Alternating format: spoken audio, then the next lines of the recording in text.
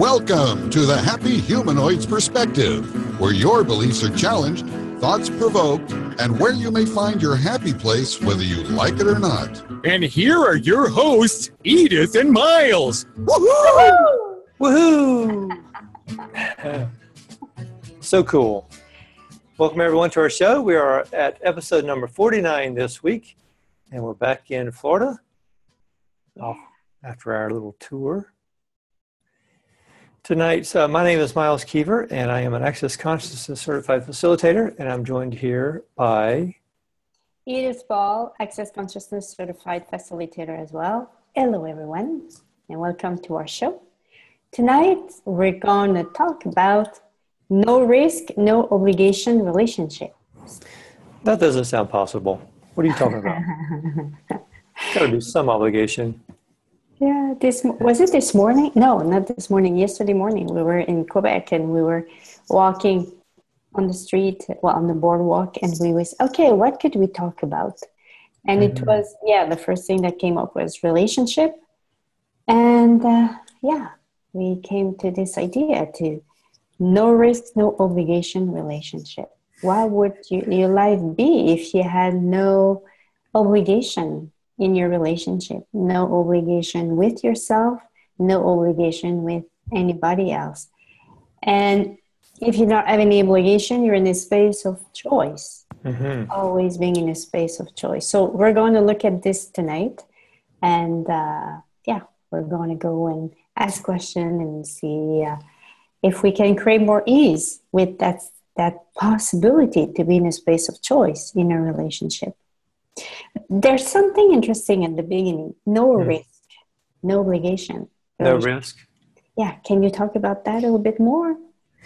Yeah, I like the idea of like no risk. It's almost like comical, like money back, no risk, no obligation guarantee. You know, it's like there's this idea that like relationships can be risky, or there's a lot to lose, or there's like a lot of investment, you know, like they've invested their time or their, whatever it is, you know, it's mostly our points of view that we've bought into about what relationship is.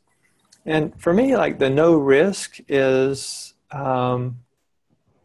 destroying our relationship, yours and mine, Edith, every day.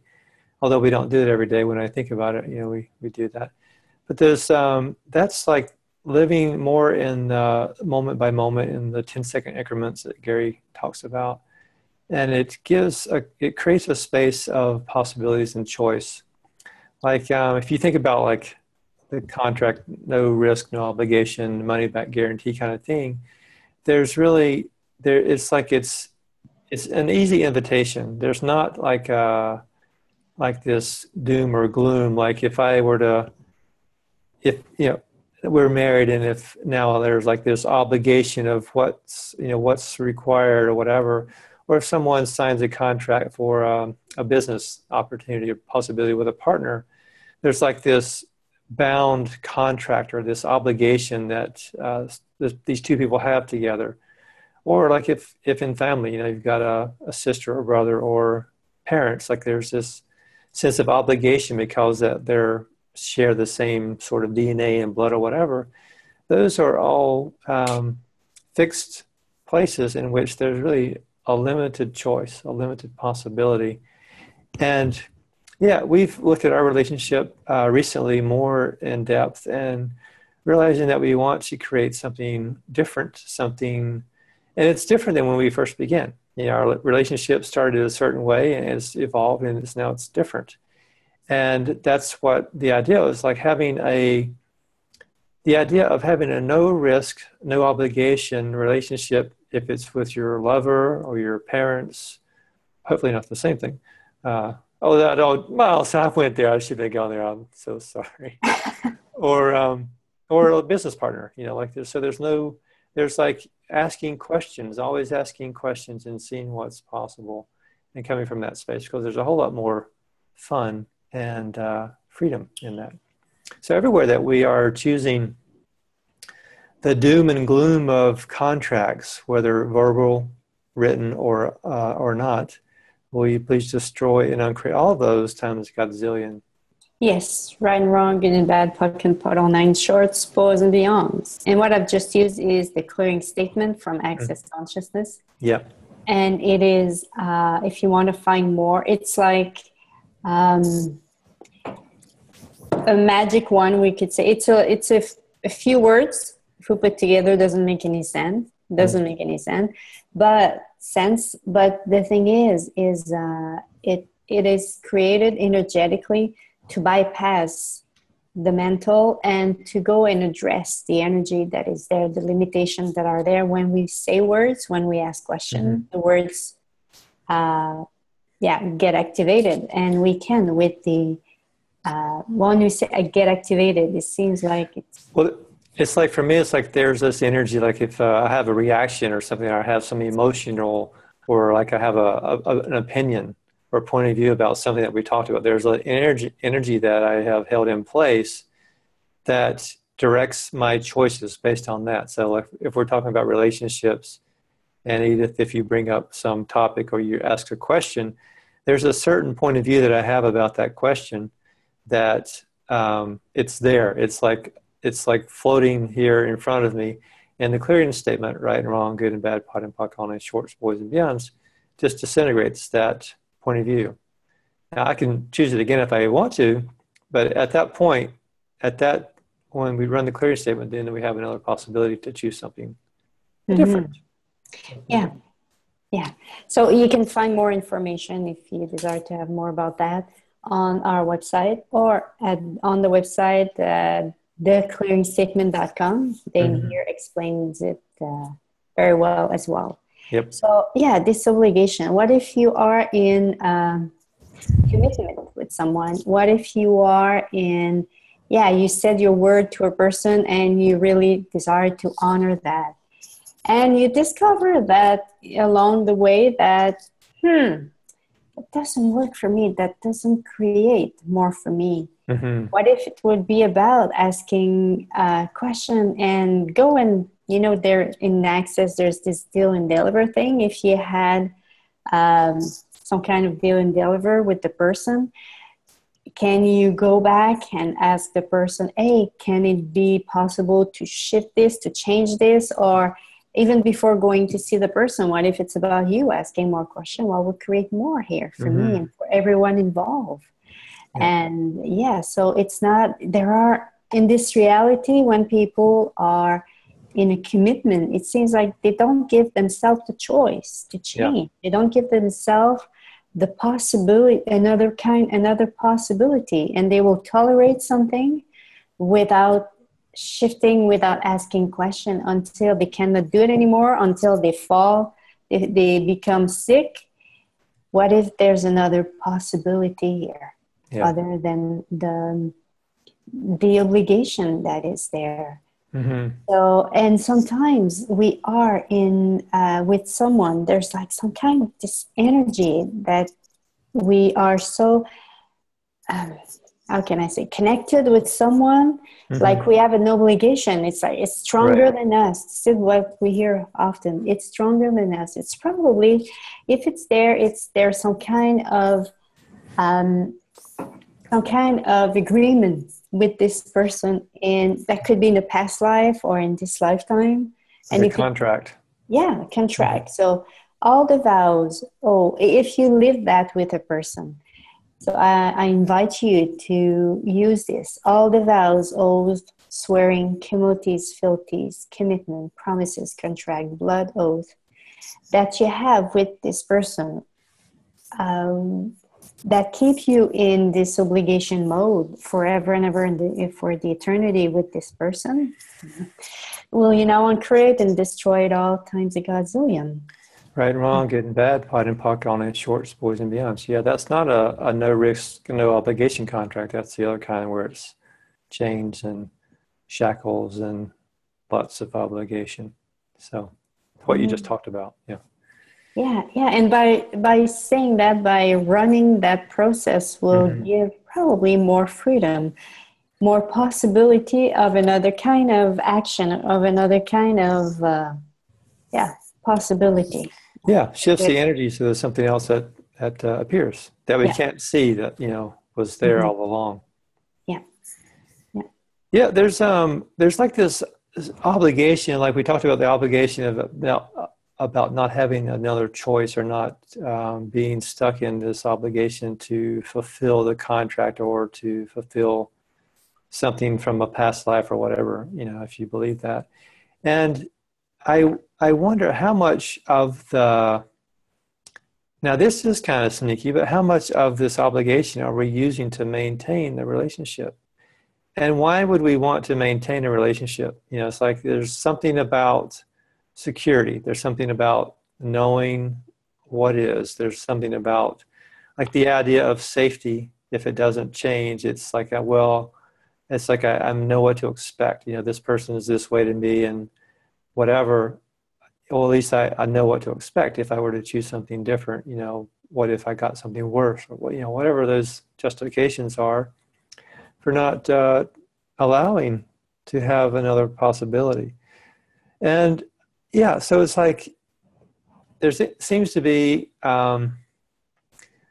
using, like hiding behind obligation as a way to stay small, as a way to not show up for what you could truly be. And how much of that are we doing with our relationships, say, let's say with our bosses or something, if you have a boss that you work for, or a lover, or if it's your parents, like there's some obligation that you're maintaining this obligation so that your parents will, whatever it is, you know, respect you or not upset them or try to fulfill their belief in how families should be. You know, it's like, so not to upset the circle or whatever that is.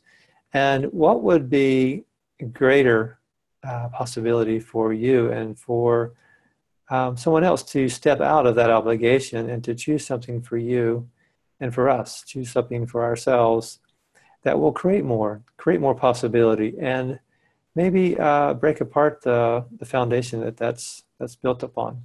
So everywhere that we're hiding behind the stone wall of obligation as a way to not choose the life that we could truly choose and be more happy and having more fun, will you please destroy and uncreate all of those times a godzillion?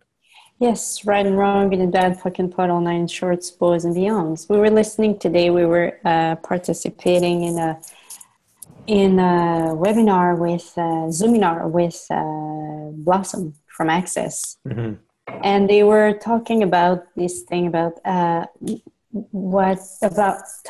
working from a space of enthusiasm and joy, and choosing whatever will create enthusiasm in your life and joy. And for me, it was like, oh my God, it seems so hard to choose this. And then I realized, wow, instead of just choosing it, I'm choosing it from obligation. I have to be enthusiastic. I have to be joy. Is it your case? Are you functioning from obligation with yourself or with others? This sense of obligation. So everywhere, if it's the case, everywhere you function from this energy of you have to, of obligation, well, you know, and create and destroy it all times a godzillion. Right, wrong, good and bad, pot and puck, all night shorts, boys and beyonds. Yeah, we seem like there's this, well, I'll just say it's easy to live our lives through the definitions of our relationships with our families or with our business partners or friends or lovers or whatever. And keeping that, like Gary talks about, relationships is the distance between two things or two beings or whatever. So as having the idea of relationship is keeping my distance, like having, knowing where I am in relationship to my friends, or knowing certain things I can be a certain way. Those are all kind of like contracts that we've bought into, that, well, I can't be this way around these people because they wouldn't accept that, or they maybe wouldn't acknowledge me or whatever. And there's some awareness to that, and there's also what is it that you're not choosing that if you would choose it would shift, not so much to try to change people around you necessarily, but just to liberate yourself to choose what you more of who you be, because it's like these obligations of what relationship mean, the dynamics between knowing the distance between myself and my family, or myself and Edith, and myself and my friends. Those are all like structured, fixed, linear ways in which I can relate, and it doesn't allow for anything to fluctuate. It doesn't allow for anything to expand. And I know my role in that scenario. Those are all obligations that I've chosen in the past to fulfill. And what would your life be like today if you were allowing yourself to be in a relationship, or to be with people with no obligation on how to be? Just be more of who you be. And I think that probably comes with time. We become more of who we be over time. So everything that doesn't allow you to be who you truly be in relation or with people for all eternity with no point of view, will you destroy and uncreate all that time as Godzillion, please? Yes. Right and wrong, good and bad, puck and pot, all nine shorts, boys and beyonds. And what is this relationship with yourself? Mm-hmm. Do you have obligation? Are there obligation you put on yourself? Do you live through obligation with yourself? Like, do you force yourself to have a certain body, to have a certain look, a certain appearance? Do you force yourself to have that kind of attitude in front of people? Or do you force yourself to have a certain lifestyle? Mm-hmm. But it's so heavy for you that it doesn't mean anything. That's the thing. If you try to live through this reality, through the standard of this reality, there's a lot of you have to do this, you have to do that, you have to be like this, you have to behave like that. And what does that create in your life? I invite you to ask you this question. What does that create in your life if you continue to live your life the way you live it? Is it time for you to choose for you instead of through the obligation?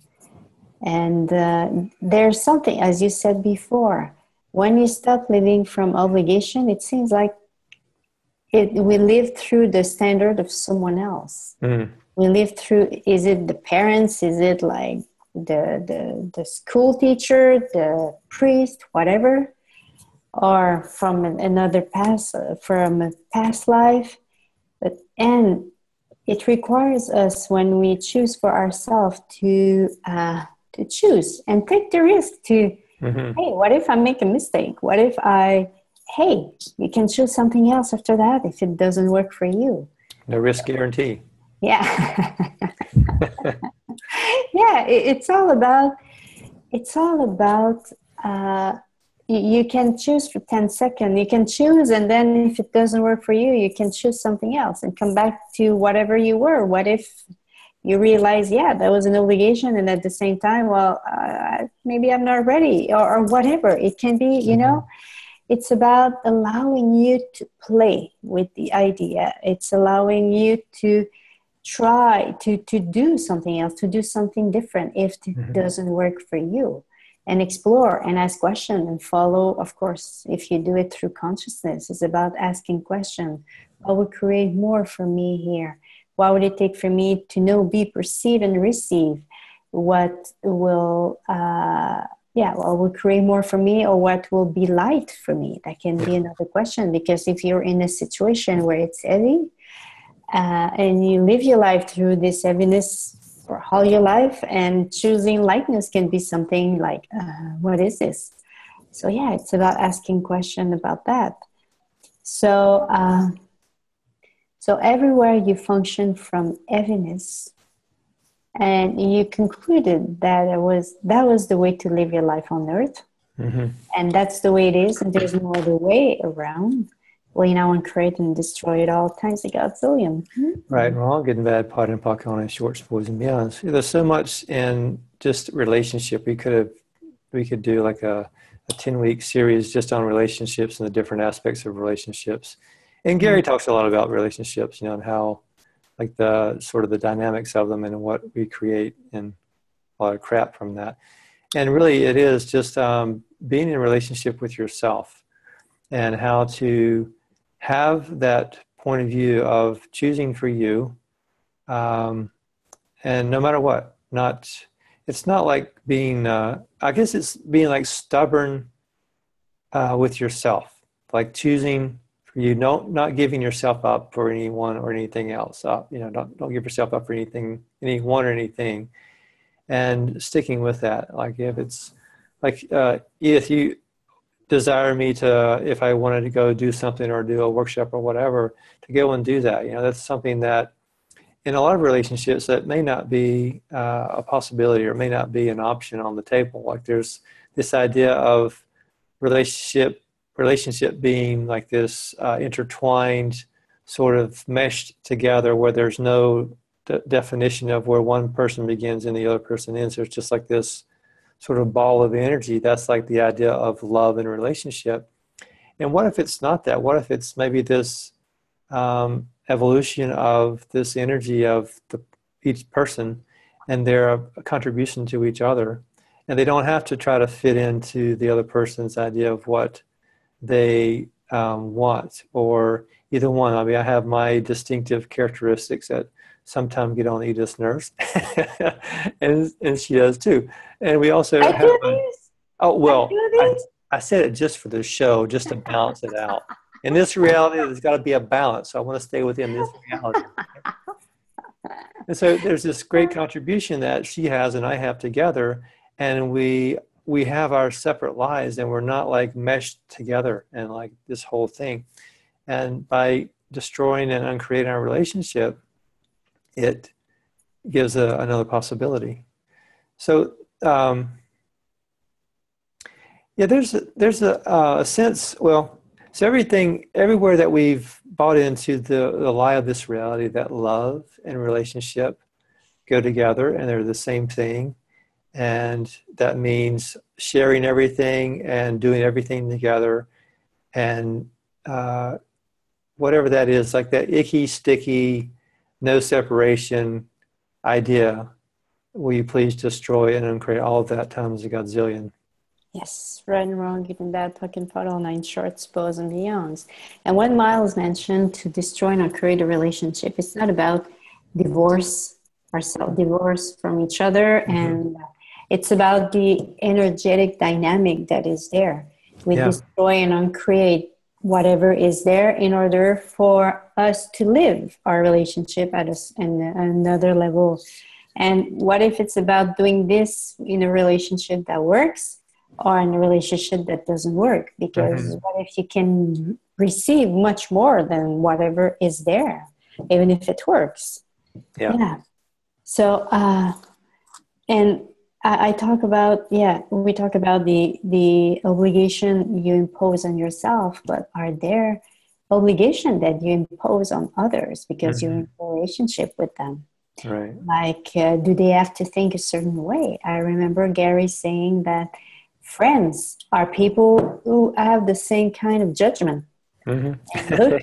And look at your friend. Look at the people in your life, and do you have some kind of judgment that are the same, like points of view that are the same with this person? And when people evolve, that they don't have the same friend, it seems like it doesn't fit, that doesn't, like, something is not as harmonious. So what if it's about that? So when your relationship with someone, are there some obligation you impose on others? Do they have to behave a certain way? That's another way. Or do they have to wear certain kind of clothes? For some people, it's so important the way that that they look, that the person they are with, it has an impact. It's, in my word, it's weird. But for people, it seems like it's a point of view where they hold on to, and hey, it's a point of view. Or if they do a specific work, there are people who will choose their friend from what they do in life. So and here it's not about you becoming wrong about the choices you make. It's just about becoming aware. Hey, do I put obligation on people around me? And how much it does that work for you? Is it light or heavy to have that in your life? And if it's light, cool, wow. And if it's heavy, well, I invite you to another possibility. This is what you choose for you. And so everywhere you believe that to be in a relationship with someone else, you had to impose your obligation to another person in order for you to identify yourself to something, to be someone in this reality, eh? Well, you know, create and destroy it all times a godzillion. Yes, right, wrong, good and bad, pot and pock on shorts, boys and beyonds. Yeah, there's also this is probably a biggie, a big time biggie, is the obligation to being wrong.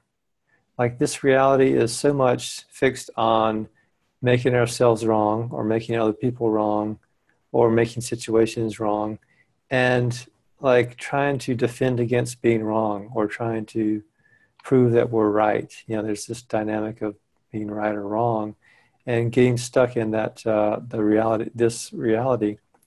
And so it's like there's so much of that. It's like this obligation in this reality to follow that pattern of finding where we're wrong and try to fix it instead of just choosing something else. How many times have you made yourself wrong today, and how much of that is an obligation that you're fulfilling of this reality? What if there was no obligation there's no obligation, there's no justification, there's nothing that encourages you to make yourself wrong? What if making yourself wrong was really wrong? You know, what if it was like something that created, which it does, it creates this spiraling down of energy. What if we were to become aware of that and how it impacts it seeps into like every little crack. It's like the insidious water or something that just gets to in every little corner of our being if we allow that. What if there was no obligation to being wrong? What if wrongness was just an illusion? And what if that's true? So everywhere that we're making ourselves wrong to fulfill the obligation of this reality, of the wrongness of me, as a way to exist and to fit in this reality, we destroy and uncreate all of that times a godzillion, please. Yes, right and wrong, good and bad, puck and pot, all nine shorts, bows and beyonds. And this idea or this function, sometimes people function from this being wrong. Yeah. What is the payoff? What is the payoff for you to being wrong? Is it, well, when I am wrong, this is where I choose different? This is when I am wrong at a certain level of intensity of wrongness of me. This is where I will make different choices that will shift my life. Are you waiting for that? Are you waiting to attain this level of intensity of wrongness of you before choosing something else? What if you could choose it now? Whoa. Yeah, so everything that is, well, you know, create and destroy it all times a godzillion. Yes, right, wrong, good and bad, pot and puck on shorts, boys and beyonds. Yeah, there's almost like this relationship with wrongness that we have. You know, we have this that we're keeping. That's interesting, like keeping the distance between myself and wrongness and seeing where that is and how do I relate and how do I view the world based on my distance between myself and wrongness? How do I correct my direction based on where I am with wrongness in the world with different things, you know, whether it's relationship or finance or health or anything that we choose to be wrong about, the food choices, whatever. It's always like this meter, this gauge that we're looking at as the relationship of wrongness, and where am I along this pattern? Am I closer to being right about if I choose this food? Is it closer to being right, or is it closer to being wrong? You know, it's like it's not. There's an obligation here of like staying within this pattern of right and wrong, and it doesn't. It's like it's just a point of view. It's just a restricted judgment that doesn't allow us to choose something because, hey, it might be fun, or hey, my body wants to eat this, or hey, it might just be something different, and who knows what will happen. And which, interesting, we'll talk about this another time about chaos and order. I think that's going to be a very interesting topic. I'm sure it'll come up in the future podcast. So everywhere that we've bought into this relationship of wrongness and rightness, we destroy and uncreate all that times Godzillion and choose for you. And everything that doesn't allow that, we destroy and uncreate all that times Godzillion. Yes, right and wrong, good and bad, puck and puddle, 9 shorts, bows and beyonds. What if being in a relationship of no risk, no obligation relationship was about choosing? Yeah. Choosing, being aware, being present, and choosing for you. Whatever works for you for the next 10 seconds. And and everything that doesn't allow you this freedom, this possibility, will and create and destroy it all times a Godzillion. Right, wrong, good and bad, pot and puck on his shorts, boys and beyonds. Yeah, and get a sense of what that feels like. Get a sense of that in your body about choosing for you with no point of view and not choosing from the wrongness of you or the rightness of you in relationship. You get when you're saying that, I just got this sense of lightness about just choosing, just choice. And there's such a lightness with that. There's such a freedom with that. There's not the heaviness of the obligations and the judgments and all the things that we do to make ourselves wrong in relationship. What if it's just choosing by moment, by moment, by moment? And just, I like that. I like that energy. So, so that's our podcast. Do you have any last comments you would like to say? Yeah, what if it's about, it's becoming aware, I'm choosing from obligation. And if it's the case and you cannot choose anything else, or you want it this way, just allow you to be in that space and have no point of view. It's not about becoming perfect here. It's about, this is where you desire to be, to go, to live from, a space of no obligation, no risk relationship. And the thing is, what if it's a process? It's not something that that would be awesome if you can do it in 24 hours. Yeah. Wow, cool. Get your own podcast. What would it take?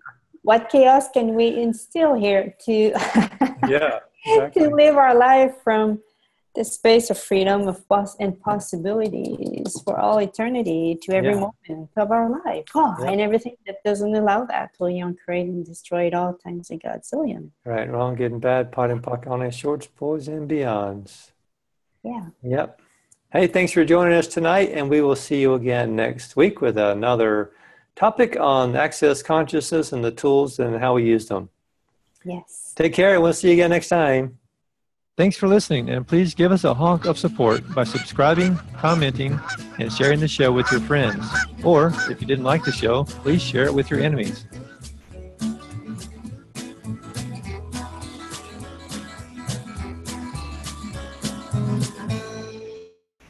Bye-bye, everyone. Bye.